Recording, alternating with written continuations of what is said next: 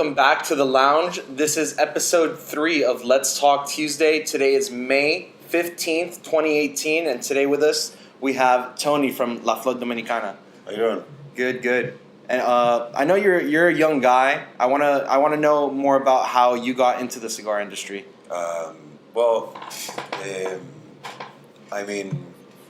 So the story's not very exciting. I'm just very fortunate and a blessed person. This is a family business, and my father started it back in 1994. So I was about 7 years old, I basically grew up around it, and it's been a part of my life for a very long time.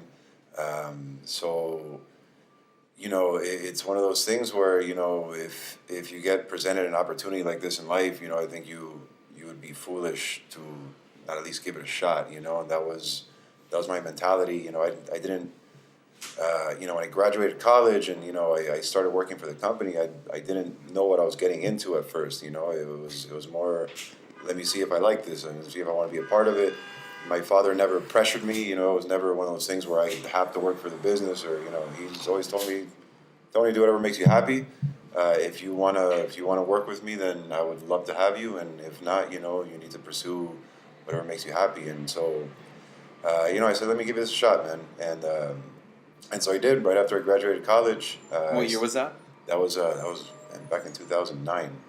So not that long ago. It seems it seems like a lot longer, yeah, but the time's definitely flown by. So yeah, I've been officially working for the company for about 9 years now, but yeah, this is one of those industries where I think most people who are in it will tell you that this is something you fall in love with very, very quickly. Yeah, it just kind definitely, of it gets in your blood, and that's even it. me. I've only been smoking cigars for 2 years, but ever since I started, it's all the amazing people you meet, not just in the cigar industry, but just cigar smokers in general. They're really good people. There's amazing people in the industry, and for some reason or another, I've always kind of noticed that cigar smokers just tend to be good people. Yeah, for the most definitely. part. Yeah, and that's what makes all this special, man. It's the people. There's some phenomenal people around. Yeah.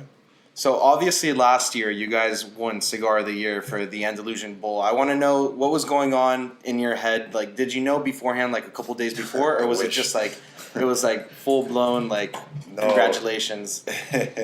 I wish, man. That would have made our lives a lot easier. Yeah, I feel that. But no, they're very tight-lipped about it, man. We find out exactly when everybody else finds out. How was that feeling in kind of like when you win the Super Bowl and you're in the locker room? Man, it's surreal. It really is.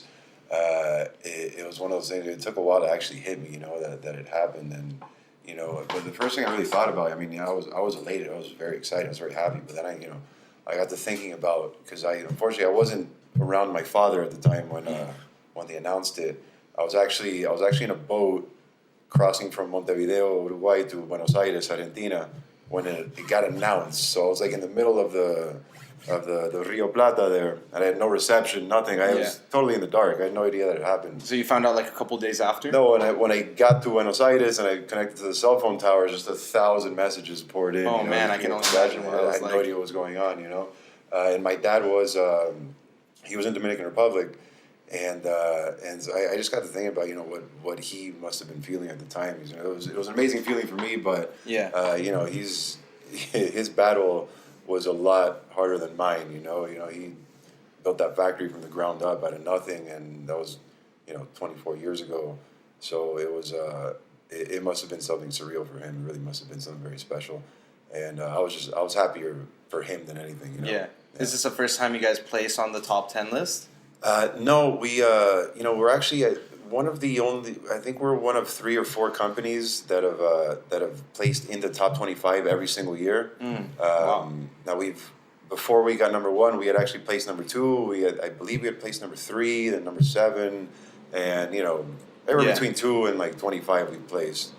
But that was the first time we got number 1, and I can tell you, man, there's a very big difference between number 2 and number 1. Oh, no, they're very close to each other on the page. But to be honest with you, I don't know who number 2 is for this year, but I know who number 1 is because everyone's calling about number 1. It's a very big difference, man. Yeah. Big difference. Yeah. Yeah, man. So tell us about how your dad got into the industry. Do you know the story? Yeah, of course. I know it very well. It was a psychotic idea. It wasn't supposed to work. The craziest ideas are the ones that succeed the most. So I mean, it's a very interesting story. You know, my father's story in general is very interesting. He was born in Spain. Spain. Yeah. Yeah, he was born in Spain. That's why we created the Andalusian Bowl as kind of tribute to his home country. Yeah, definitely. But he was born in Spain. But when he was 1 year old, the family immigrated. How old? He was a year old. Oh wow! And that's when he started the company. So when he was about a year old, the family immigrated to Uruguay, and that's where he grew up. And when he was about 18, he moved to Toronto, and he started working as he was a busboy, and I think he washed dishes. And he was a busboy, and became a waiter, then became the manager of the restaurant. And he kind of he went through that whole process. He had a lot of rough times. Didn't really speak English, and learned to adapt to the new country, new weather, temperature, everything. But from there, he found his way to Miami, and again, he did a lot of different things. He owned a liquor store, and he owned a nightclub. Oh wow! All over the place. A little bit, yeah, man. He did a lot of things. He was a hustler for sure. Yeah. He was always an entrepreneur. He always wanted to make things happen, and he was never afraid. And then he had a pawn shop, and then he eventually had a jewelry store. And he had gotten robbed a few times, and that's just what happens. It's Where especially in, Miami, like First Avenue over in downtown. He was downtown. Exactly. Yeah. But one day these two guys came in with some masks and guns, and they tied him to a chair in the back. They blindfolded him, and a guy pointed a gun to his head while the other one just took everything. Wow. And that was the one where he really said, like, I don't want to do this anymore. It's too much. So he sold the business. He took whatever he could get from his insurance. He was able to recuperate some of that money, thankfully. And so this was 1993. Were you born yet? Yeah. I was probably like 6 years old. So you remember this happening? Yeah, I mean, I don't think I fully you remember the understood what was stories, going on, of course. But so this is like about 1993, and then he had the money from his insurance, and so he's thinking of what his next move is going to be.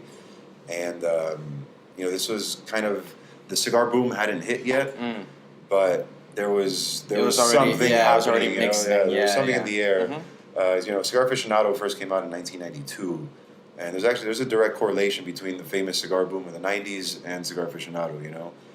When that magazine first came out, it kind of just it created some kind of special hype around cigars, and it just became very popular. But so he was a cigar smoker. He had been for a while, and he really liked cigars. He didn't know the first thing about making cigars, but it was an idea that a friend of his had proposed to him, and he asked a lot of people about it, and everybody told him, Lito, you're crazy, because back then it wasn't like it is today. Today there's new brands all the time, and that's a good thing. That means the industry is healthy, and I don't mind it at all. But back then, like if your family wasn't in it for years or generations, whatever, you didn't just get into. There was no internet either. Yeah, exactly. So there was no communication. People didn't just open factories back then. That was kind of unheard of, especially in the cigar industry. This is a very traditional family business. The ones that were there are there, and the ones that aren't. Yeah. Very exclusive. Yeah. So, but he liked the challenge. Everybody said he couldn't do it, and my father's a person that likes a challenge, and he just, he has no formal education. He didn't finish high school. He did some trade school in Uruguay, but that's about it. So he's just always had this kind of like brute force style, and I'm just gonna make it happen. I'm gonna get it done, and he did, man. He didn't know the first thing about making cigars, but he learned. The first 20,000 cigars that the factory produced, he ripped up and threw them away because they didn't approve. It wasn't the standard that he wanted to set for the company. Of course, it's important to set the standard. Right. So that, to me, that was maybe the most important day in the history of the company. Is that's kind of when he decided what is La Flor Dominicana going to be, and the idea behind La Flor is always we're going to make very high quality product, and that's it. And we're never gonna cut corners. We're not gonna make more cigars than we can, and that remains true to this day. And we're one of the few companies that can say, we're fully vertically integrated. We farm our own tobacco. We have our own factory. We make our own cigars. We import, distribute ourselves here in the States. So we control every step of the process, and that's invaluable, man. If you want to make a. And he set that back in in the early Yeah, 90s. that was the idea. Is you wanted to build something that was going to last for a long time and hopefully pass down to his children. And like I said, I'm a very fortunate and blessed guy. Yeah. And I get to benefit from that. So it's awesome, man. It's awesome to be a part of it. Definitely. So tell us a little bit about the cigar, the Cameroon number 9, right? It's actually the number 3. Number three. So this is it's an old blend that we used to make called the 2000 series, which we've actually discontinued since. But this size in particular, this has been my father's cigar for as far back as I can remember. I remember him, smoking this in the car when I was a kid with the windows up and coughing and joking. He was like, I'm not cutting this one out. It was different back then. You could do those things. But so my father's always smoked this cigar, and when I started smoking, naturally I started smoking it too. And it's still my go-to smoke, I think it's just the perfect little cigar with coffee in the morning or after dinner, whatever. It always works, and it's I like the size. I'm not too big on huge cigars. I prefer smaller cigars, and this one to me is perfect. I see you guys traveling all the time, going from place to place. What's some of the most interesting moments that you remember, like along the journey since you got into the industry? Sure. Well, to get into particulars is a little tough, but it's to me. I mean, it is my favorite thing about what I do is that I get to travel. That's, to me, like in life, it's just one of the absolute most important things. So, it's one of the cool things about cigars is that it's unlike a lot of products in the sense that consumers almost expect to meet the makers of the products. And you don't really you don't go to the grocery store and expect to meet the CEO of Coca-Cola when you go down to soda, but cigar smokers get to meet the makers quite often, and it's actually an extremely important part of what we do. The cigars, it's almost a personal relationship. If you sit down with somebody, you have a cigar, you have a conversation. People remember that. And it lasts a long time, and so when they smoke your cigar, they remember that, and it's an interesting thing. It's a different product from a lot of other things in the sense that it's personal, and there's more to it than just the flavor and the smoke. There's a story, and there's people behind it, and so just the fact that I've gotten to see a lot of the world through this, and I couldn't be more grateful for that, man. Yeah. Let's take a quick break just so he could attend the customer. Yeah. Did you always know that you were gonna be? No, you didn't. What little Tony when you were little? What was little Tony thinking? I was gonna be a rock star, man. You kind of are in the industry, though. Well, I don't know. I mean, you said it, not me. My first love, I guess, was music, and I started playing bass and guitar and drums and all that, back when I was in middle school and through college. I was in bands and we play at parties and things, and so I wanted to play music. It didn't really quite work out. I wasn't a business major or anything like that in college. I was an English major, and I with a focus in writing, and so kind of I thought I was going to go to film school as well. I was thinking about maybe going to graduate school, film school, and studying screenwriting. That was an idea that I had. But the whole the family business thing was just always kind of it's in your blood. Yeah, it was just always there in the back of my head, and I said, like I was saying earlier, it's just you get an opportunity like that, you have to at least give it a shot. Yeah, of course. I didn't want to regret not doing it for the rest of my life, so I said, I'll do it. If I like it, great. If I don't, then I'll find a way to get into a film school or do whatever, figure something out. But like I said, I fell in love pretty quick, and that was pretty much it, So, but what I really loved about the whole thing is, I've always liked doing creative things, It's always been kind of my MO. So when I started to really understand the art behind the cigar, of course, it's a whole different art form. Yeah, it's just a different medium. Exactly. When I started to really understand that, that's when I really, really knew, hey, this is somewhere I could be and somewhere I could be happy, and so man, it was, like I said, it was easy to fall in love with. Yeah.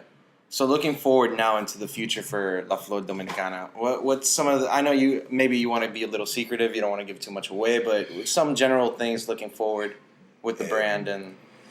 Well, the brand continues to grow at a good pace, man.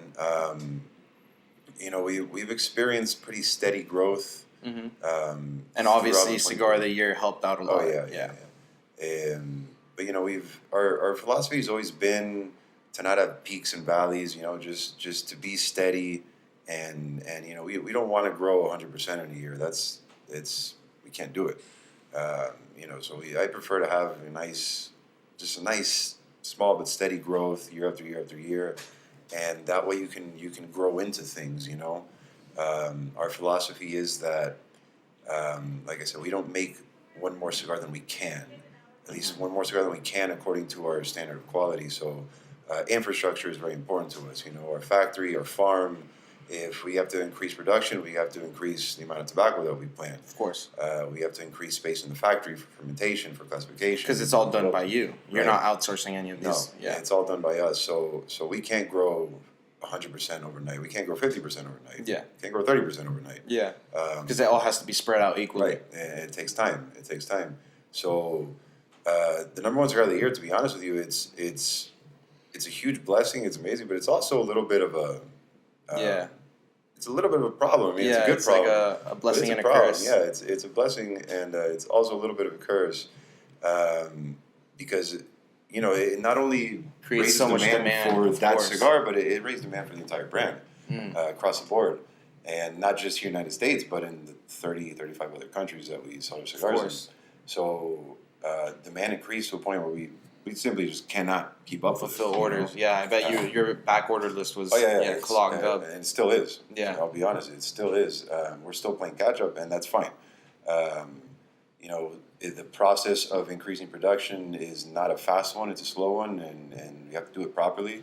And so we're fine with back orders, as long as the cigars that we are making are what we want to make. Of course, because you don't want to half-ass just because you have 100 orders. You don't want to half-ass all of them. Yeah, of course. And there's a lot of customers. There's going to be a lot of customers upset with us right now. Yeah. And that's, that's fine, man. We'll get caught up, and that's kind of what we're doing now. That's our mission this year, is to catch up, and we've already made a lot of progress. We've added a lot of rollers, but before we added the rollers, there's a lot of things that had to happen before that. And so we're there, and we're increasing production and increasing it the right way, and making cigars that we want to make them. And so that's our goal right now, is just kind of catch up. In terms of doing a lot of new things or anything right now, that's probably not the wisest thing for us at the moment.